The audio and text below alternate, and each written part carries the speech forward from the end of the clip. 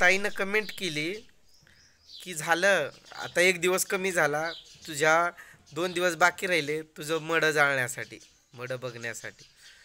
याचा अर्थ असा की यूट्यूबवरती पण खूप लोक मला कंटाळून गेलेत, खूप जण कंटाळून गेलेत की माझ्या व्हिडिओला. ठीक आहे ना, स्टॉप होईल व्हिडिओ काय नाही, मग नंतर नाही दिसणार तुम्हाला व्हिडिओ.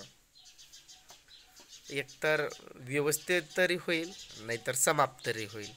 मग नंतर तुम्हाला असे व्हिडिओ बघायला नाही भेटणार ताईंनो. आणि सॉरी मी तुम्हाला परेशान करतोय बहुतेक.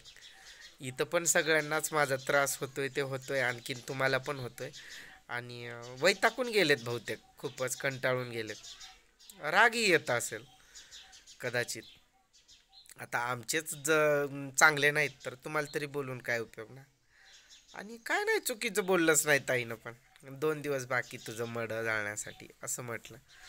काय नाही, काय नाही वाटलं मला. हां, फक्त एवढं वाटलं की बाबा घरचे तर कंटाळून गेलेतच गेलेत, पण आता बाहेरचे मानलेले नाते पण कंटाळून चालल्यात. आला असेल राग त्यांना पण की म्हणतोय मरतोय मरतोय, मरत नाही लवकर म्हणून. मग एकेकांचं कसं असतो की म मरताना ते बघून पण एकेकांना काहींना आनंद भेटत असतोय. तसं त्या माझ्या ताईला पण आनंद भेटेल.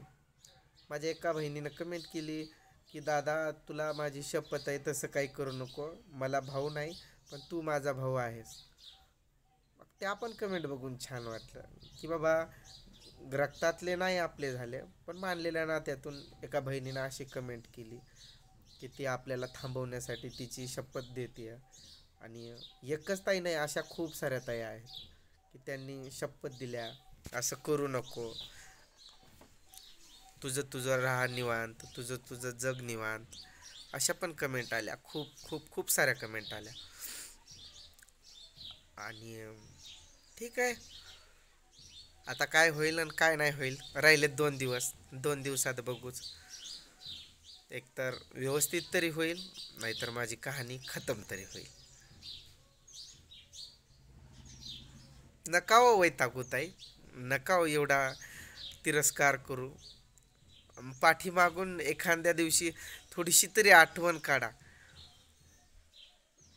ठीक बरं झालं गेला असं नका म्हणू. सगळेच तसं म्हटल्याच्या नंतर कसं होईल माझं? आत्म्याला शांती तरी भेटायला हवी ना. उलट प्रार्थना करा की या माणसाला पुढचा जन्म तरी सुखाचा दे देवा, असाच नको दिवस.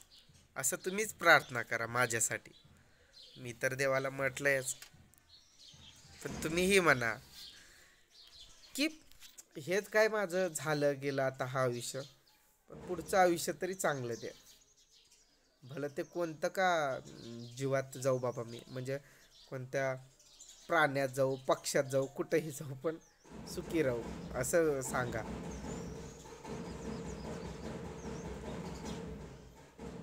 26 जानेवारीची तयारी सुरू आहे शाळेवरती. आपल्या घरासमोरच शाळा आहे ना, तर ते तिथला ढोल ड्रमचा आवाज येतोय. खरं शाळेत बारका होतो त्यावेळेस लय मजा होती बा. झालो असतो काही मी, पण लवकर लग्न झाल्यामुळं स्टॉप झालं शिक्षण माझं. लग्न करून 12वी पर्यंत शिकलो नंतर, आणि पुन्हा काय झालं नाही पुढं शिकणं. जर शिकलो असतो झालं असतं काय. सर्व नशिबाचा खेळ आहे बघा. आपण किती जरी काय म्हटलं, आता आपण म्हणत असतो बाबा तो ॲक्सिडेंटनं मेला, त्याला सापानं चावला, पण ते त्याच्या नशिबात लिहिलेलंच असतंय. ते एक कारण असते फक्त असं जाण्याचं. काय नाही हो, आपण जेवढं तोंडानं बोलू तेवढंच कमवून तेवढंच सोबतीला घेऊन जाऊ. कपाळावरचा 1 रुपया देखील जात नसतोय, तो देखील खालीच पडून राहतो. काय नाही, जसं आलोय आईच्या पोटातून तसंच जायचंय आपल्याला. पण मी एकच सांगेल, असं नका कंटाळू ताईनो मला. तुम्ही तरी किमान म्हणा की बाबा चाललंय ना हा, पुढचं आयुष्य तरी याला चांगलं लाभू द्या, असं तुम्ही एक देवाकडं मागणं मागा माझ्यासाठी. नाही नंतर त्रास देणार तुम्हाला, नाही तुम्हाला माझा कंटाळा येणार, खरंच नाही देणार. सुखी राहा सर्वांनी, मस्त राहा.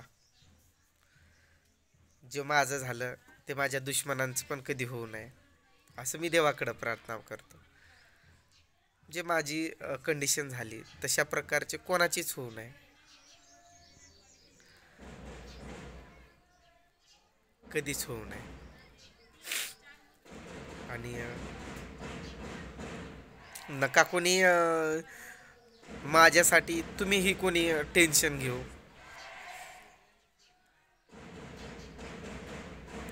कशाला उगाच तुम्ही पण टेन्शन घेता.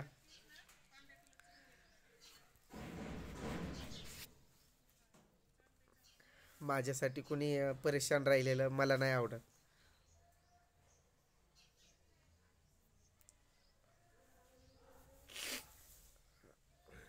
सुखी राहा सर्वांनी.